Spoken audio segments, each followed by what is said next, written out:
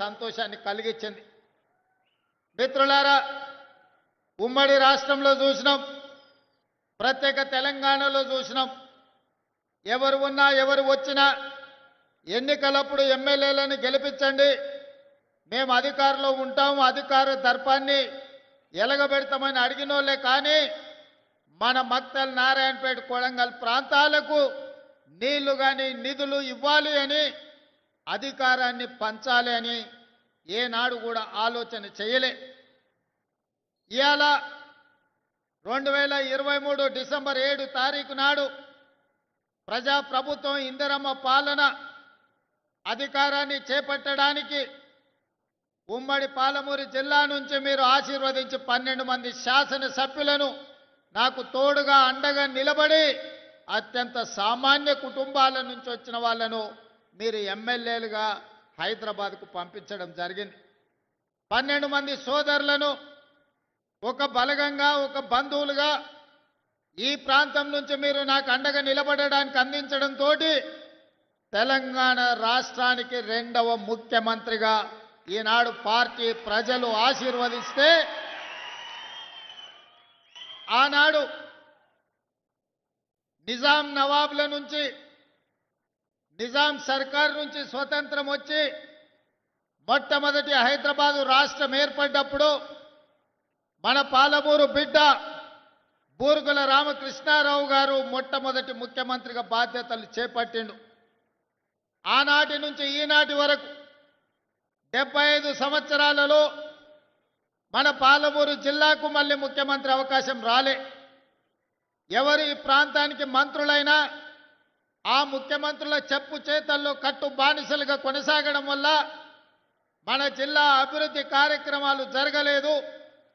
వలసలు వెళ్ళే ఈ జిల్లా తట్ట పని, పార పని, మట్టి పని కోసం ఇతర రాష్ట్రాలు, ఇతర దేశాలకు బ్రతకడానికి వలస వెళుతున్న మన కష్టాలను, మన కన్నీళ్లను తూర్చడానికి ఎవరు బాధ్యత తీసుకోలే. అందుకే ఈనాడు ఈ పాలమూరు జిల్లా చైతన్యమై మీరందరూ కలిసికట్టుగా ఈ ప్రాంతం నుంచి 12 మంది శాసనసభ్యులను ఎన్నుకొని నిండు మనసుతో ఆశీర్వదించడంతో ఈనాడు తెలంగాణ రాష్ట్రానికి నాయకత్వం వహించి తెలంగాణ రాష్ట్రానికి 2వ ముఖ్యమంత్రిగా ఈ పాలమూరు బిడ్డ, ఒక రైతు బిడ్డ, మీ సోదరుడు, మీతో పాటే ఉండి మీతో పాటే పెరిగి ఒక జడ్పీటీసీగా, ఎమ్మెల్సీగా, ఎమ్మెల్యేగా, ఎంపీగా, కాంగ్రెస్ పార్టీ అధ్యక్షుడిగా ఈనాడు తెలంగాణ రాష్ట్ర ముఖ్యమంత్రిగా మీ ముందు నిలబడ్డాడంటే మీరు నిండు మనసుతో ఆశీర్వదించి, పాలమూరు గడ్డ ప్రేమిస్తే ప్రాణం ఇస్తుంది, మోసగిస్తే పాతాళానికి తొక్కుతుంది అని నిరూపించరు. నేను ఎందుకు ఈ మాట చెబుతున్నా అంటే 2009లో ఒక ఆయన తెలంగాణ ఉద్యమం బలపడాలి, తెలంగాణ రాష్ట్రం రావాలి అని అంటే ఈ ప్రాంతం నుంచి పార్లమెంటుకు వెళ్ళాలి అని వలస వచ్చి మనల్ని అడిగిండు. వలస వెళ్ళే మనకు వలసల బాధలు తెలుసు. అందుకే వలస వచ్చిన తెలంగాణ సమస్య తెలంగాణ రాష్ట్ర సాధనతోనే పరిష్కారం అవుతుంది. తెలంగాణ రాష్ట్రం వస్తే మా కల్వకుర్తి ఎత్తిపోతల, మా జూరాల, మా నెట్టంపాడు, మా కోయిల్ సాగరు, మా భీమా, మా పాలమూరు రంగారెడ్డి ఎత్తిపోతల పథకాలు పూర్తయితే మా జిల్లాలో లక్షలాది ఎకరాలకు నీరు పారుతుంది, పచ్చని పంటలు పండుతాయి, మా జీవితాలలో వెలుగులు వస్తాయి అని ఆశించి ఆనాడు ఆశీర్వదించినాం. ఆనాడు అండగా నిలబడ్డాం.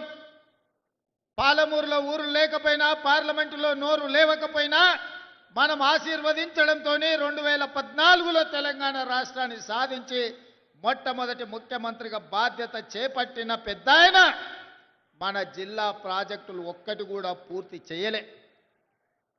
ఏనాడో మొదలుపెట్టిన సంగం బండలో పెద్ద బండ అడ్డం వస్తే బండ కొట్టడానికి 12 కోట్ల రూపాయలు కావాలంటే 2 లక్షల కోట్ల రూపాయలు సాగునీటి ప్రాజెక్టులకు ఖర్చు పెట్టినా సంగం బండలో ఉన్న పెద్ద బండను బలగొట్టడానికి 12 కోట్ల రూపాయలు మనకి ఇవ్వలే.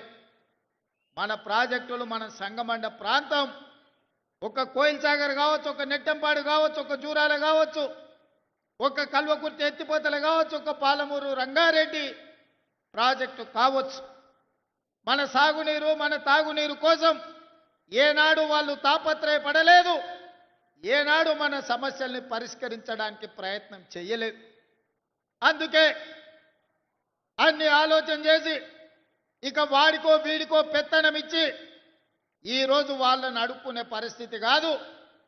మా బిడ్డ మా ఓడే ఈ తెలంగాణలో పెత్తనం ఉండాలి, మట్టి పనికి పోయినా ఇంటోడే పోవాలని పెద్దోళ్ళు ఎట్లయితే అన్నారో ఇవాళ మట్టి పని పార పని చేసే మన పాలమూరు ప్రజలు ఈనాడు పాలమూరు బిడ్డనే ఆశీర్వదించి తెలంగాణలో అధికారాన్ని కట్టబెట్టిను. అందుకే ఇవాళ మా పెద్దలు దామోదర రాజనరసింహ గారి సహకారంతో, మా మిత్రులు కోమటిరెడ్డి వెంకటరెడ్డి గారి సహకారంతో ఈనాడు కల్వకుర్తి ప్రాజెక్టులను పూర్తి చేసుకోవడమే కాదు, పాలమూరు రంగారెడ్డి ఎత్తిపోతల ప్రాజెక్టులో భాగంగా మా అనిరుద్ధ్ రెడ్డి ఎన్నాళ్ళ నుంచో మా ప్రాజెక్టుకు ఆర్&ఆర్ సరైన న్యాయం జరగలే. న్యాయం జరగాలి అని అంటే ఈనాడు ఆ ప్రాజెక్టుకు సంబంధించిన ఆర్&ఆర్ నిధులు 100% మంజూరు చేసి ఈరోజు ఆ ప్రాజెక్టును పూర్తి చేసుకోవడానికి మనం అడుగులు వేస్తున్నాం. అదేవిధంగా ఉమ్మడి రాష్ట్రంలో మనమందరం ఆనాడు చిట్టం నర్సిరెడ్డి గారు ప్రారంభించిన మక్తల్ నారాయణపేట కొడంగల్ ప్రాజెక్టును ఉమ్మడి రాష్ట్రంలో నేను మంజూరు చేయించుకొస్తే ఆనాటి ప్రభుత్వం 10 సంవత్సరాలు ఆ ప్రాజెక్టును ఆ జీవోలను తొక్కిపెట్టి మన నోట్లో మట్టి కొట్టిండ్రు. ఎన్నోసార్లు అడిగినాం.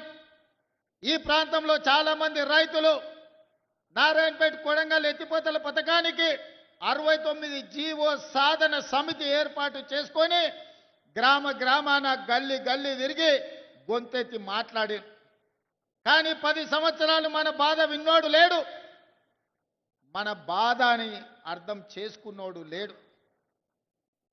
మళ్ళా 10 ఏళ్ళు నిర్లక్ష్యానికి లోనైన నారాయణపేట కొడంగల్ ఎత్తిపోతల పథకాన్ని ప్రభుత్వం వచ్చిన ఎంబడే పనులు ప్రారంభించాలని టెండర్లకు అనుమతులు ఇచ్చి టెండర్లు పిలిస్తే కుట్రలు చేసి కోర్టులో కేసేసి సంవత్సరన్నర ప్రాజెక్టును ఆపినరు.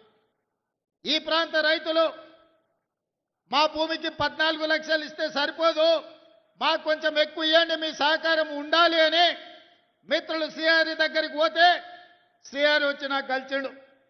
అన్న రైతులు బాధపడుతున్నారు, మా రైతులకు కష్టంగా ఉన్నది, జర తక్కువ అవుతున్నది, ఎట్లన్నా ఏమన్నా చెయ్యాలని.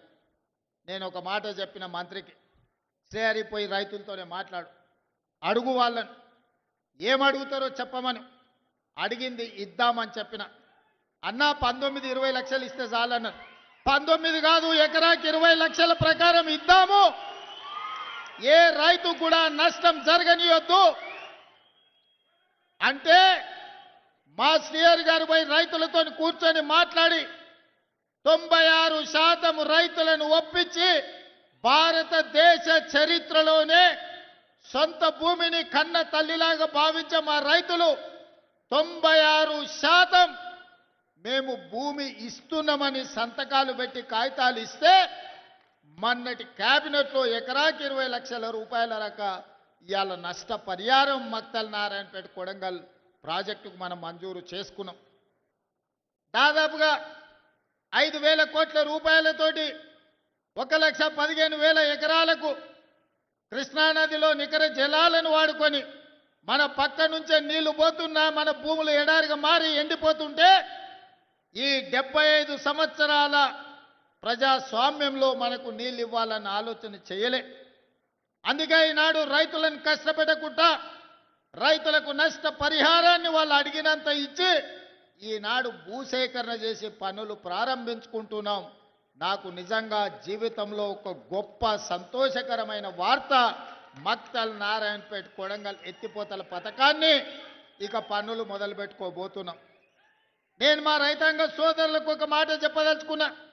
కుట్రలు చేసేటోడు ఉంటాడు, కాళ్ళలో కట్టెలు పెట్టేటోడు ఉంటాడు, నల్లి కుట్లోళ్ళు ఉంటారు, నల్లి కుట్టినట్టే కుట్టి మంచంలో దాచుకుంటారు. మనం ఇప్పుడు చేసుకోకపోతే ఇక జీవితంలో ఎన్నడూ రాదు. 2014 నాడు వచ్చిన 69 జీవో 2024 వరకు అది ఎక్కడనో పాతాళానికి తొక్కివేయబడ్డది. మళ్ళీ మనకు అవకాశం వస్తేనే తెర మీదకి వచ్చింది. ఈనాడు 69 జీవో ద్వారా మక్తల్ నారాయణపేట కొడంగల్ నియోజకవర్గానికి నీళ్లు తెచ్చుకునే అవకాశం వచ్చింది. నేను చెప్తున్న దండు కట్టండి, గుంపు కట్టండి, ఎంబడుండి పని చేపించుకోండి. ఎవడన్నా కాంట్రాక్టర్ అధికారు రాత్రి పగలు రోజుకి 24 గంటలు 2 సంవత్సరాలలో ఈ ప్రాజెక్టును పూర్తి చేయకపోతే ఈపు విమాన మోత మోగుతుందని మా యువకులు దండు కట్టి మక్తల్ నారాయణపేట కొడంగల్ ప్రాజెక్టును పూర్తి చేయించుకోండి. ఏ రాత్రి అయినా ఎన్ని కోట్ల రూపాయలైనా